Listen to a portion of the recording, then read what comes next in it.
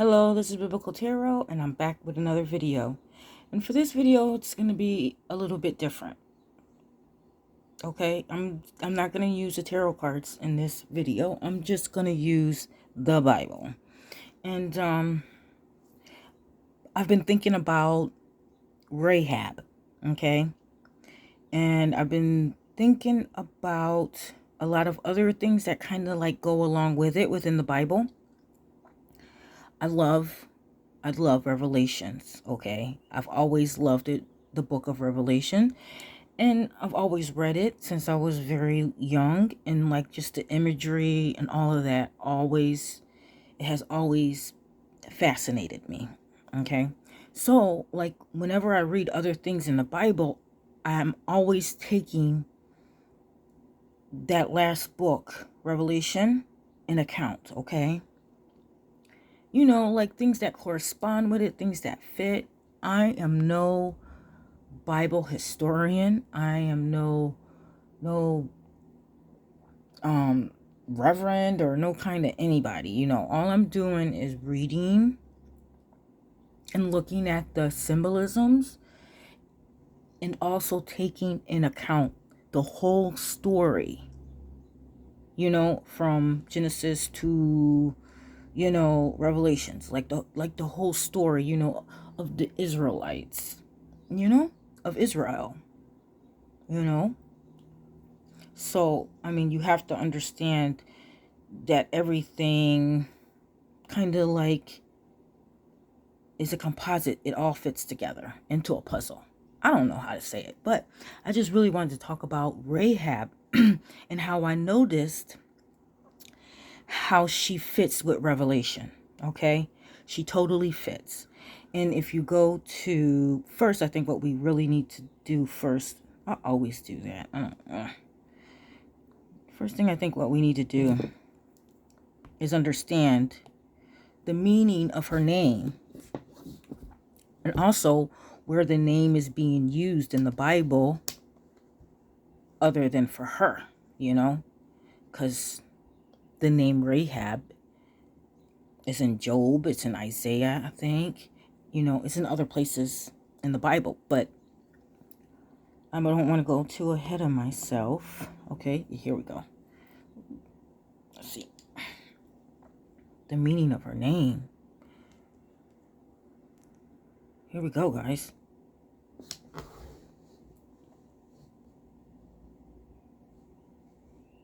This is the meaning right here. Rahab, blusterer, is used in Hebrew Bible to indicate pride or arrogance. A mystical sea monster as an emblematic or poetic name for Egypt and for the sea.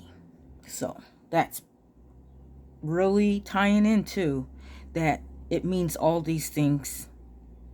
It means a sea monster. It means Egypt.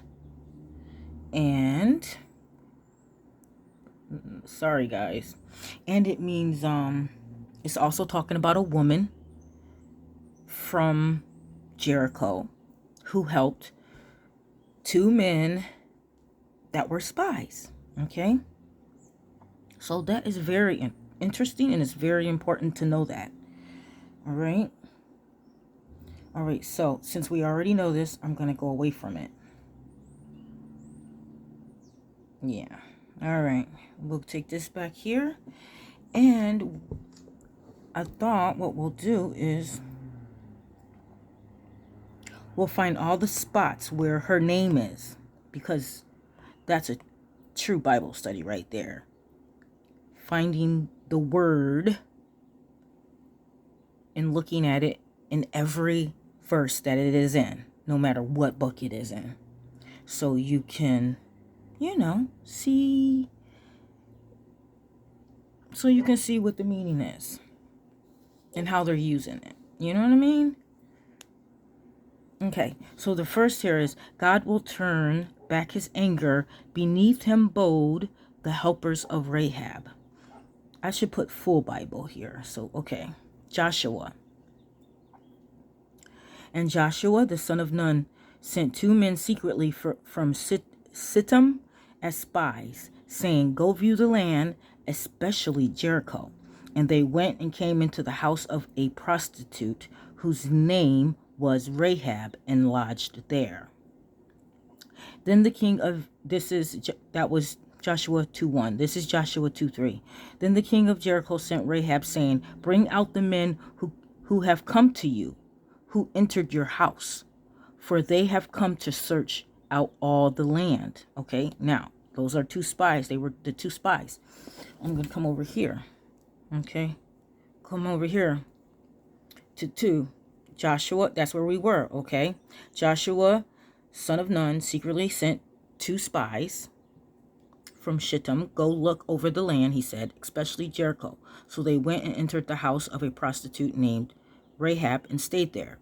The king of Jericho was told, "Look, some of the Israelites have come here tonight to spy out the land." So the king of Jericho sent this message to Rahab: "Bring out the men who came to you and entered your house, because they have come to spy out the whole land." But the woman had taken the two men, okay? She had taken the two men who came to you, okay. But the woman had taken the two men and hidden them. She said, "Yes, the men came to me, but I did not know where they had come from." At dusk, when it was time to close the city gate, they left. I don't know which way they went. I need to bring this down. I'm sorry, guys. I don't know which way they went. Go after them quickly. You may catch up with them. But she had taken them up to the roof and hidden them under the stalks of flax she had laid out on the roof. So the men set out on pursuit of the spies on the road that leads to the fords of the Jordan. And as soon as the pursuers had gone out, the gate was shut. Before the spies lay down for the night, she went up on the roof and said to them, "I know that the Lord has given you this land, and that a great fear of you have fallen on us, so that all who live in this country are melting in fear because of you. We have heard how the Lord dried up the water of the Red Sea for you when you came out of Egypt, and what you did to Sihon and Og, the two kings of the Amorites east of the Jordan, whom you completely destroyed. When we heard of it, our hearts melted in fear." I'm just going to stop right there. That's when you have wisdom right there, is when you fear the Lord. Oh my God, no, I'm just joking. Not really joking, but anyways, I'm going to go back here. "When we heard of it, our hearts melted in fear, and everyone's courage fell because of you. For the Lord your God is God in heaven above and on the earth below. Now then, please swear to me by the Lord that you will show kindness to my family, because I have shown kindness to you. Give me a sure sign that you will spare the lives of my father and mother, my brothers and sisters, all who belong to them, and that you will save us from death, our lives for your lives." The men assured her, "If you don't tell what we are doing, we will treat you kindly and faithfully when the Lord gives us the land." So she let them down by a rope through the window, for the house she lived in was part of the city wall.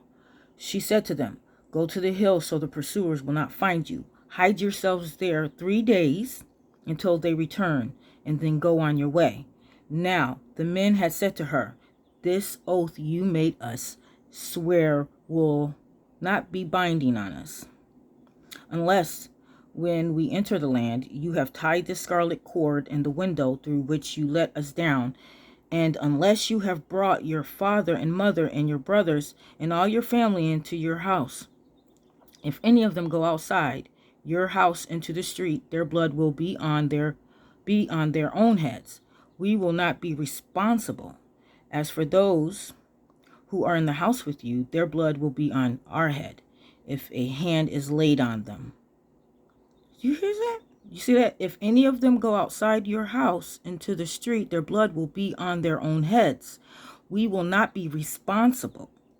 As for those who are in the house with you, and their blood will be on our head if a hand is laid on them. But if you tell what we are doing, we will be released from the oath you made us swear. "Agreed," she replied. "Let it be as you say." So she sent them away, and they departed. And she tied the scarlet cord in the window.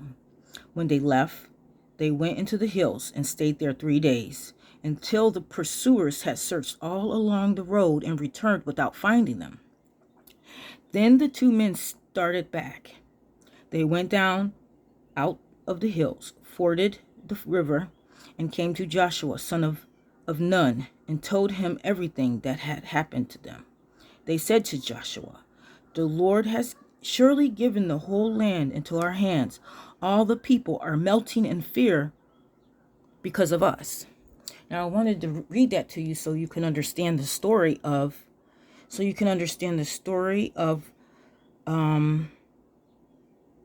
Rahab, who was this. She was this, okay? I don't want to keep saying that because, this is YouTube, but this is what she was. And it's very important to know that, because we're going to go in Revelations and we're going to see the same scene going on, except for it's going to be different. Do you understand what I'm saying? We're about to go there now.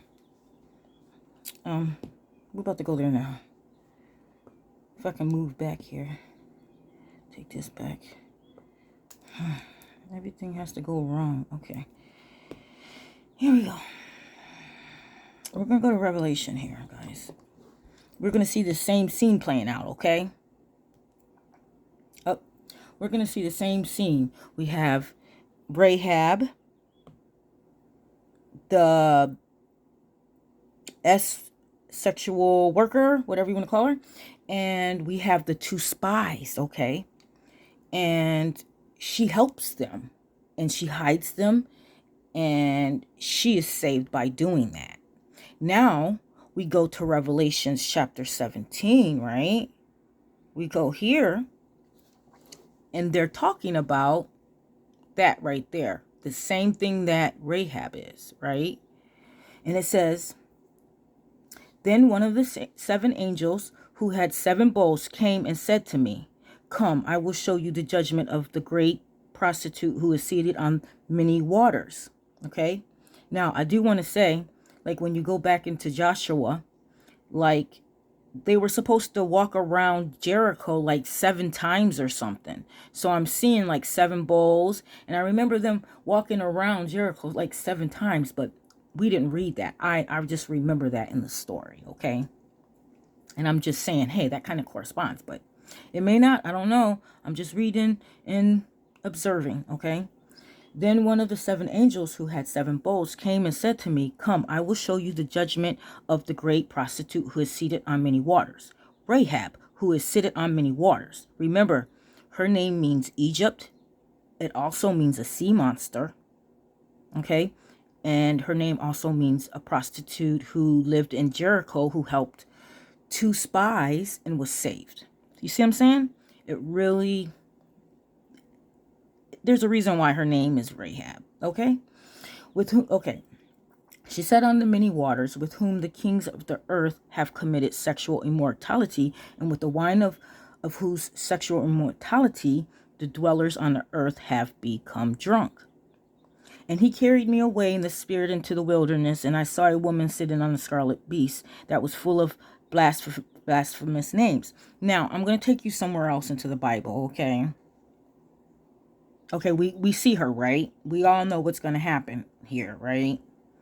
Okay, it says, "The waters that you saw where the prostitute is seated are peoples and multitudes and nations and languages." You see what I'm saying?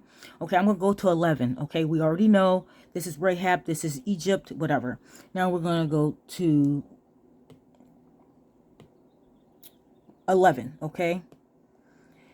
It says, "Then I was given a measuring rod like a staff, and I was told to rise and measure the temple of God and the altar and those who worship there. But do not measure the court outside the temple. Leave that out, for it is given over to the nations, and they will trample the holy city for 42 months. And I will grant authority to my 2 witnesses." Like the 2 spies. Remember, 2 spies, 2 witnesses. Okay, 2 spies, two witnesses. You get it? Okay. I hope you're with me here. And I will grant authority to my 2 witnesses, and they will prophesy for 1,260 days, cloth and sackcloth. These are the 2 olive trees and the 2 lampstands that stand before the Lord of the earth. And if anyone would harm them, fire pours from their mouth and consumes their foes. If anyone would harm them, this is how he is doomed to be killed. They have the power to shut the sky, that no rain may fall during the days of their prophesying. And they have power over the waters to turn them into blood and to strike the earth with every kind of plague as often as they desire. And when they have finished their testimony, the beast that rises from the bottomless pit will make war on them and conquer them and kill them. And their dead bodies will lie in the street of the great city that symbolically is called Sodom and Egypt, where their Lord was crucified. Now we have Egypt, which means Rahab. We have the beast, where was it talking about that beast? Rahab. Okay?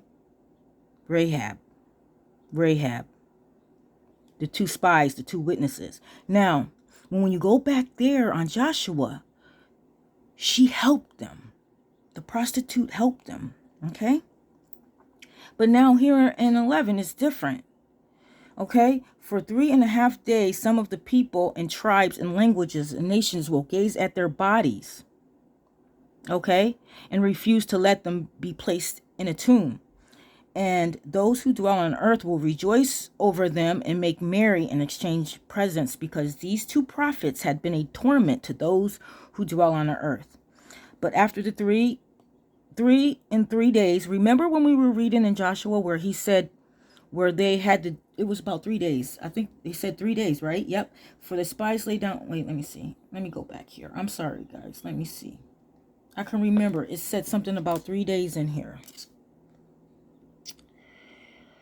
Let's see. Because this is about 3. This is talking about 3 days too here. Like, I swear, it's the same. It's just in a different manner.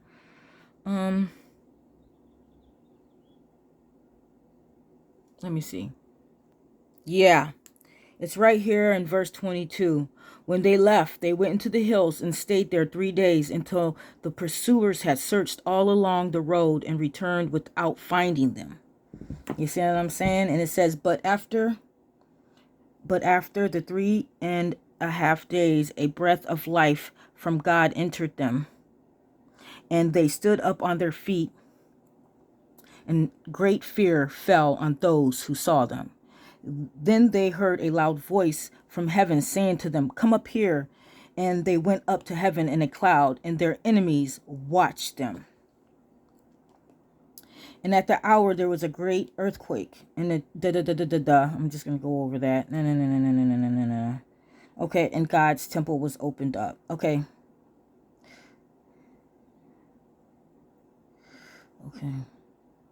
I'm sorry, give me a second to roll over this. Okay, also I wanted to talk about, like, what else did I want to talk about? Let's see. Let's bring it up. Here we go. Fucking 13. Okay. 14.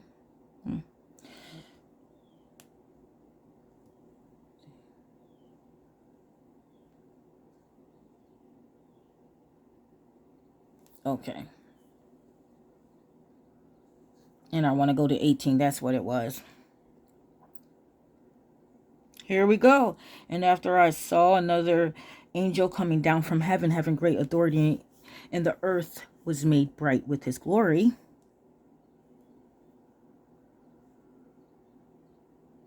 And he called out with a mighty voice. Oh my God, you guys probably can't even see that.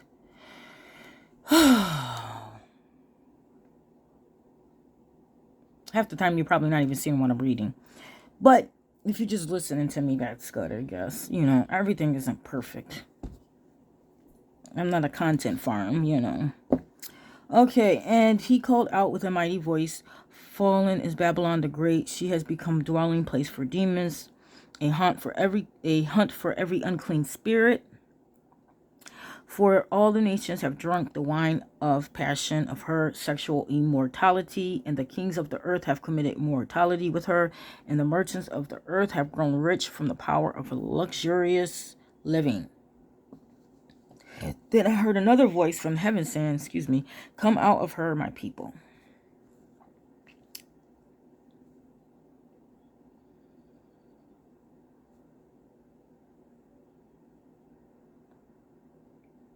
You know what? When I read this here, and the sound of the harpists, musicians, of flute players, trumpeters, I think of Daniel, the book of Daniel. Is that funny? Watch, I'll show you.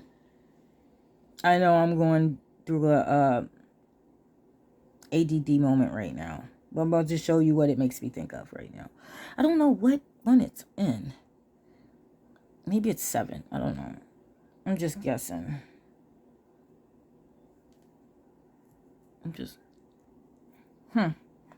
This is where it is. This is what it makes me think of.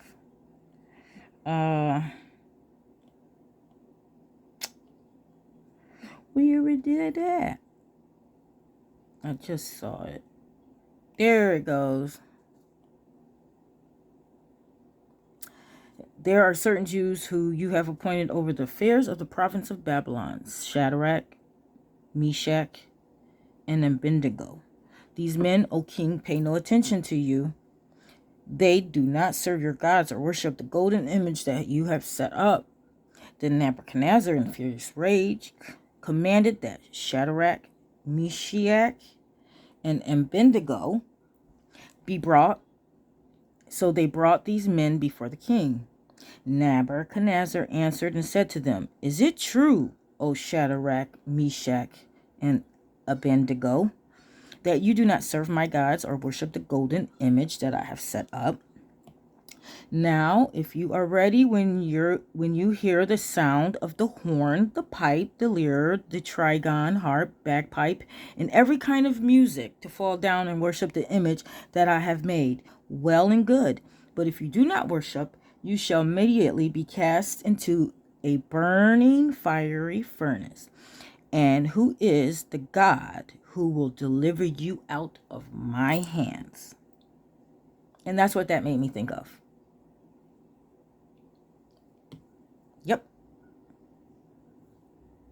Yep.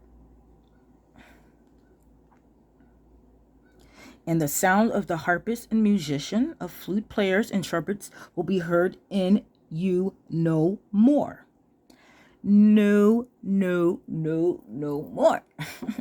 All right, I'm going to go because I got to go to work, but I'm going to continue this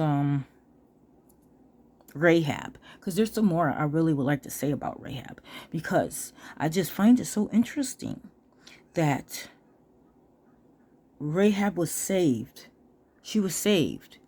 And she even, I think she married within the Israelites.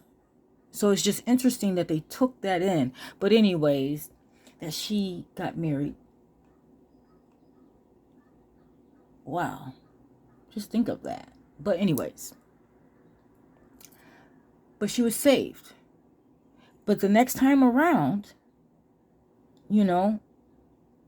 she doesn't help the 2 witnesses. She's killing all of Yahweh's people. She's doing bad things. And so, yep. She actually gets destroyed by the beast, right? Right? Doesn't she? I was there right now, right? I was already there. Because they hate her. Didn't it say that? That's where it is here. And the 10 horns that you saw, they and the beast will hate Rahab. They will make her desolate and naked and devour her flesh and burn her up with fire. But the next